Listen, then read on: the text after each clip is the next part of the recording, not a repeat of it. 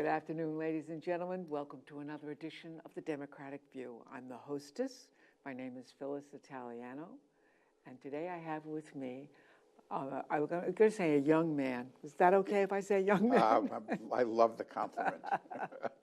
A young man that we have interviewed here before, but I had read one of his columns in the press that really was a prime example of investigative reporting. His name is Karl Grossman. He is a columnist for the press, both Southampton and East Hampton, as well as the Shelter Island paper and the Sag Harbor Express.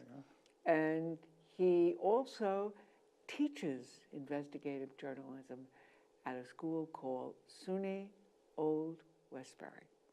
So Karl, now that we have you here again, I cannot tell you, when I read this column on nuclear power in Long Island,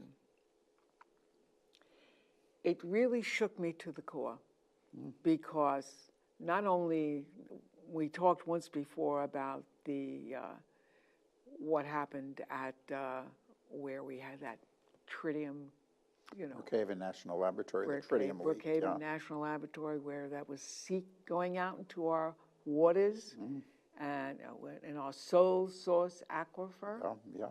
And now we are thinking about atomic energy on Long Island. Oh my God.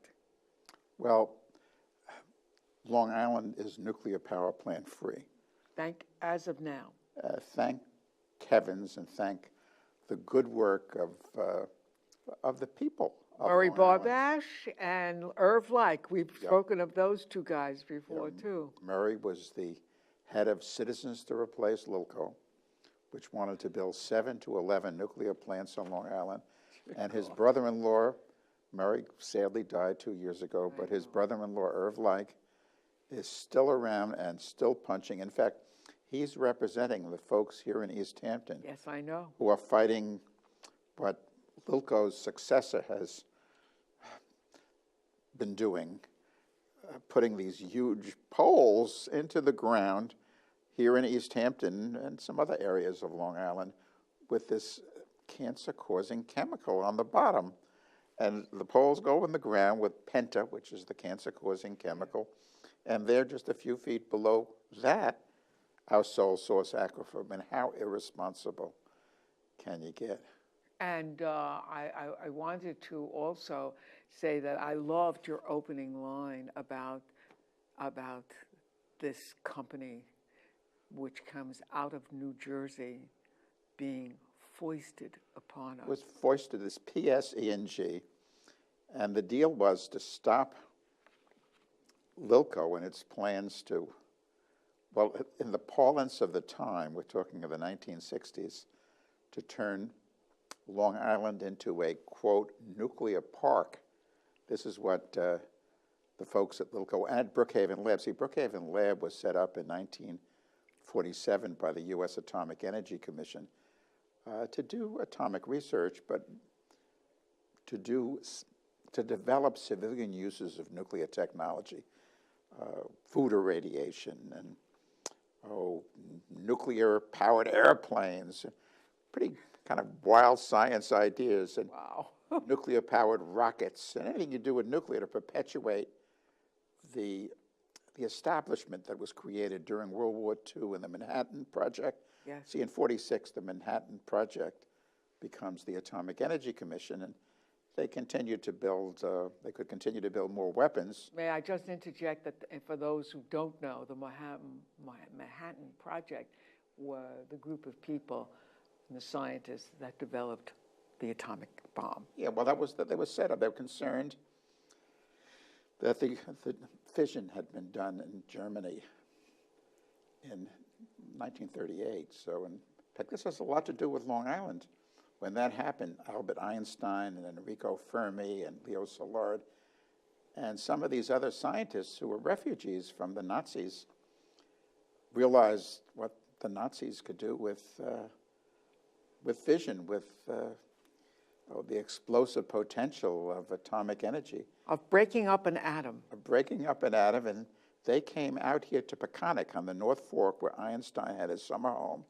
Szilard did, and Edward Teller, and a whole bunch of them several times, and they figured if Einstein would write a letter to the president, Franklin D. Roosevelt, explaining what had happened in Germany and setting forth this prospect of the Nazis developing nuclear weapons, maybe we could fight fire with fire, and that's how the Manhattan Project begins, with that letter, 1939. As a kid, I remember seeing that letter in a glass display at Hyde Park, where Franklin D. Roosevelt's, and it's probably the most important letter in, well, maybe in all time. But I remember seeing that two-page letter, which I actually reproduce in my book, Cover Up What You're Not Supposed to Know About Nuclear Power. Wrote this book when I started to get deep into nuclear power, and what was published in 1980. In any case, Manhattan Project did in fact develop nuclear weapons, and no one has ever accused me, fellas, of being a conservative. But when government sets up an office, sets up a laboratory, things, government offices and the people in them are subject to this self-perpetuation of what's been created. So the Manhattan Project labs, Los Alamos, what's now called Argonne, Oak Ridge, continued to do nuclear weapons work, but they figured we got to do more. We can build nuclear weapons, but I mean, they don't lend themselves to commercial spin-off. I mean, you can't even sell an atomic bomb to France or England, so what else can we do with nuclear? One of the things we must remember, I mean, and this goes to show you how foolish they were to even begin to think about it. If there were ever an accident, how would we get out of here? Yeah. I would have to swim to Rhode Island. I mean, I'm a good swimmer, but I ain't that good. It would be chaos. Yeah, well, for Long Island to be a nuclear park, in fact, for any area, we all saw what happened in Fukushima in Japan. And we would be kind of a symbol. That was 6 nuclear plants. And actually there's a facility just a little bit to the south, a few miles, of Fukushima Daiichi. Yes. Which also has 4 nuclear. We would have been in the same boat, nuclear boat. And here, the Long Island Lighting Company, hand in hand with Brookhaven Lab, which, as I say, was set up to, you can only do so much in terms of making bombs and selling them, atomic bombs, but we'd have this lab set up. This is what the Atomic Energy Commission figured, to promote other uses of nuclear technology, including this nutty use of using fission to boil water to turn a turbine to generate electricity, the most dangerous way to to create electricity ever invented. And Long Island was seen ultimately, I mean, here was Brookhaven Lab on Long Island, very close relationship with Lilco. For example, the director for many years was George Vineyard, a physicist, nuclear physicist. His wife, Phyllis Vineyard, was on the board of the Long Island Lighting Company. I mean, in the end, the head of the Long Island Lighting Company, chief executive officer, chairman, president, was William Catacasinos, former assistant director at Brookhaven Lab. So there was this partnership. Yeah. And it was stopped by Murray and Irv and many others. People were involved in civil disobedience. Hundreds of people, 600 people arrested on one day at the Shoreham site. Shoreham was to be the first nuclear plant. Political action. There were some very courageous legislators, various sorts of politicians elected, just pledging to fight Shoreham and these other nuclear plants. There would be 4 right across from us here in Jamesport, 4 nuclear plants. I mean, there would be a string between. Oh my God, that was the first place I ever went to out here in East Lawn, Jamesport. Beautiful place. In fact, I remember. There is something left that some residue there that you can see in Jamesport. Well, no, Jamesport was stopped. The Nuclear Regulatory Commission, which succeeded the Atomic Energy Commission, actually gave permission for the first 2 nuclear plants to be built. But ultimately what happened was the state moved in. And, well, Jamesport was ended with what Murray and Irv and others did, really end Lilco, the Long Island Lighting Company. And now it's a park, a state park up in Jamesport. But in any case, the idea for Irv and Murray was, see, the federal government in this period when Brookhaven Labs started, the promoters of nuclear preempted states and localities from being involved in issues of radioactivity and most issues regard to nuclear power. But what Irv and Leigh realized that the state of New York still had the power, as all governments do, of eminent domain.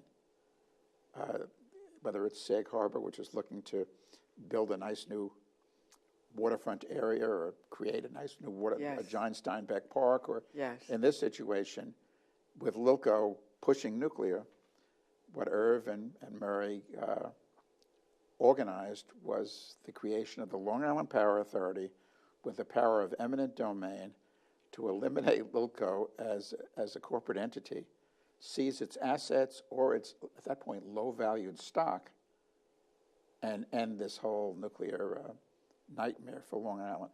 And that's what happened. The Long Island Power Authority was created out of the Long Island Power Act of 1985. Problem is that the governor at that time, Mario Cuomo, didn't want to go the way of taking the stock, which was worth about $1 billion, all the Lilco stock. He opted for the assets. Mario was concerned, and Mario was great on Shoreham and this whole nuclear thing and fighting Lilco. He was terrific. But when it came towards the end of this saga, he kind of felt that Wall Street would be upset if they went for Lilco's stock. So instead it was Lilco's assets, and that's why it was saddled with a $6 billion debt instead of $1 billion, which could have been paid off years and years ago. Sure, right. So in any case, LIPA was set up, and the idea in the beginning was it would be based on an operation that's been around a long time in California called SMUD. I know. Sacramento Municipal Utility District. It's in Sacramento. And SMUD has elected trustees, and the people of the area, which is over 1 million people, this has been going on for decades, elect the trustees, and the trustees chart that area's energy future. And that was the way it was supposed to be here with LIPA.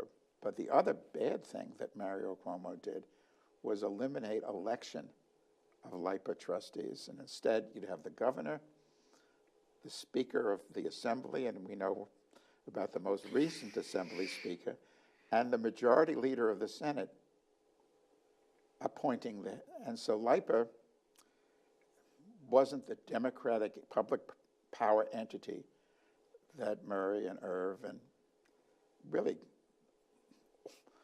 so many folks had in mind. Meanwhile, to jump to Andrew Cuomo was very upset about LIPA. This is Mario's son as governor. And he finally had the chance after Superstorm Sandy with these charges that LIPA didn't do too well at Superstorm Sandy to, well, essentially, he proposed a LIPA Reform Act, which would, and it did, make LIPA just a shadow of itself and bring in this utility from New Jersey, from Newark, New Jersey, not a Long Island company called PSEG, to become the utility on Long Island, this private utility. It was foisted on Long Island. In fact, how Andrew Cuomo had to get the Long Island legislators to agree to support this was to say, I'll give you these video casinos down on Long Island for gambling. And Nassau and Suffolk County governments are hard-pressed financially, and they saw these video slot casinos as a way to raise money. Both their OTB operations, both Nassau and Suffolk, are bankrupt at this point. So that was the inducement. And so we got PSEG, and it's really been now a new Lilco, this PSEG. I mean, not only with the poles, it's been doing this terrible stuff with the poles and Penta, but this is just in recent weeks, it's moved to discourage solar power. That's right. It's petitioned to the State Public Service Commission to the benefits people have with solar panels on their roof would be reduced, and what PSEG says ultimately eliminated. It's built these additions to the substation. Oh my God, if you go to Amagansett and take a look at that substation, it is the muggliest thing. It looks like Nazi Germany. It is so horrible. Yeah. I mean, that they can get away with that kind of thing is really ridiculous. Well, and the good supervisor of East Hampton,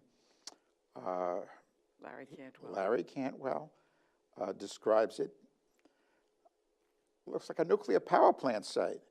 And in terms of nuclear power, I mean, here we had this LIPR, for all its problems, and a lot were caused by the lack of democracy, it becoming an extension of the state political system.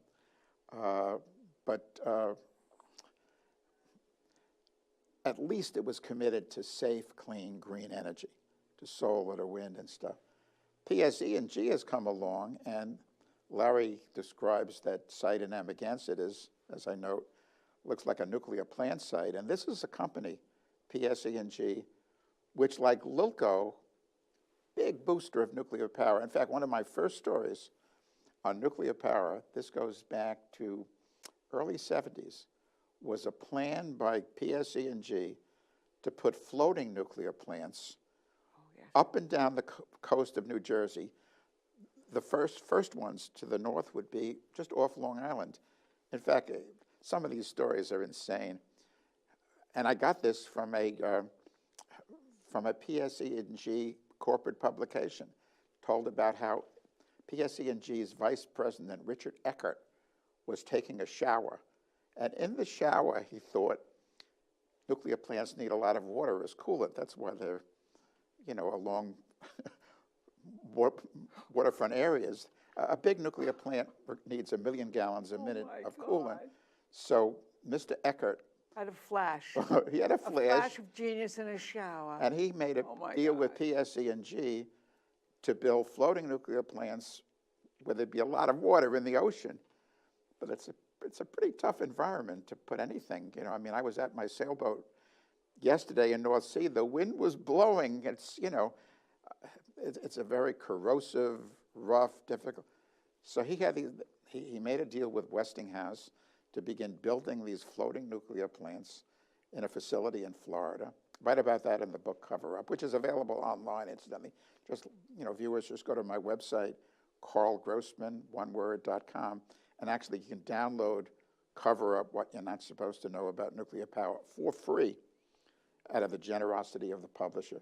And there's about 5 pages in the book about this floating nuclear plant scheme.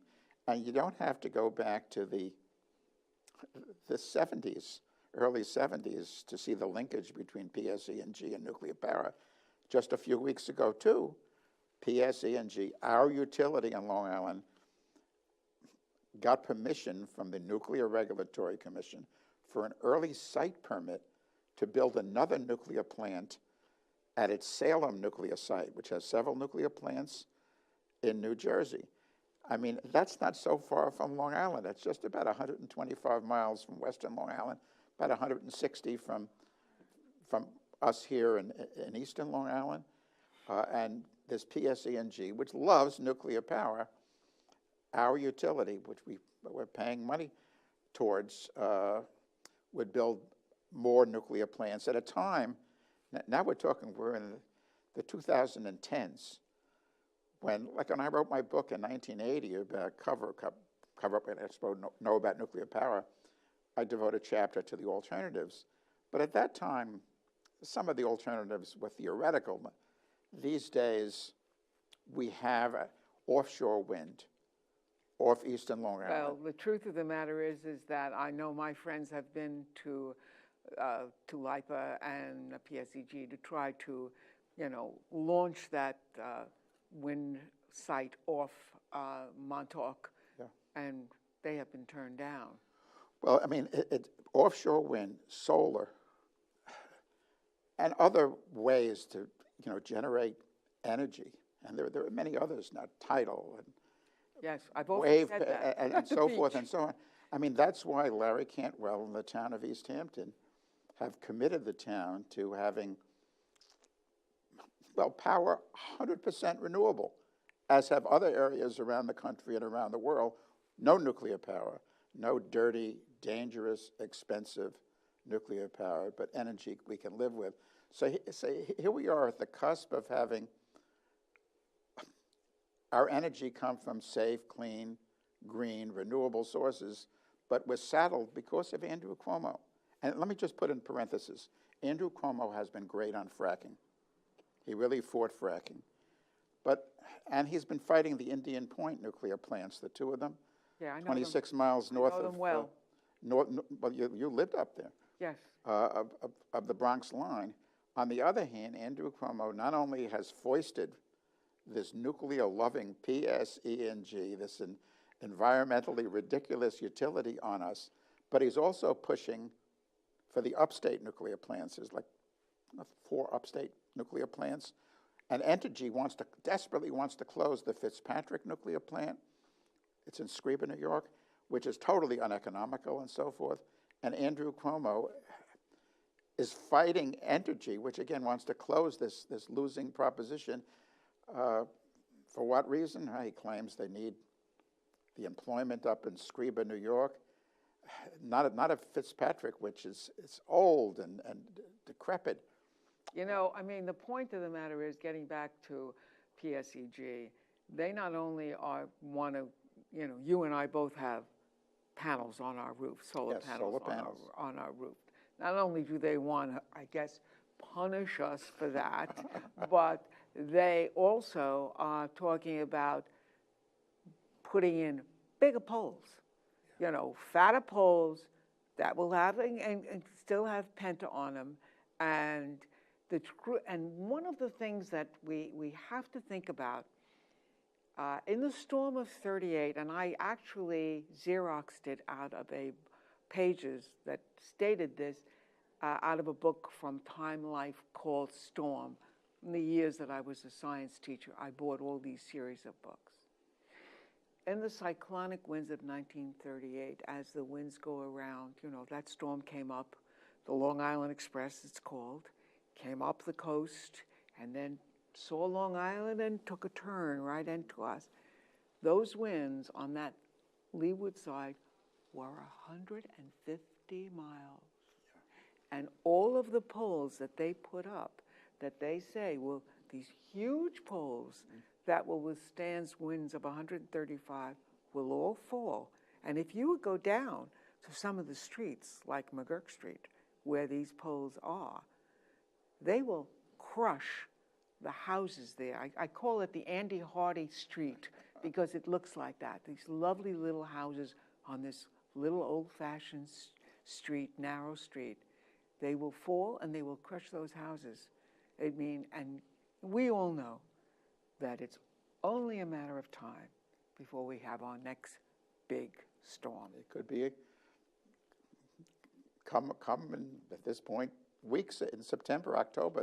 That's right. The hurricane season. Now, not only shouldn't there be bigger and wider poles like this PSEG tipped with toxic substance on Long Island or any place else, but particularly on Long Island where we're dependent on the sole source aquifer. Yes. And we're at Hurricane Alley, to storms really screwing up overhead electric transmission systems. All the transmission lines should be buried, I wrote a book. I'm going to cover up what you're not supposed to know about nuclear power is the broader nuclear scene all over the world. Then I wrote a book, Barney Rossett was my publisher at Grove Press. In fact, it was hatched right here in East Hampton at Barney's old home in East Hampton. And it was in the middle of Hurricane Gloria.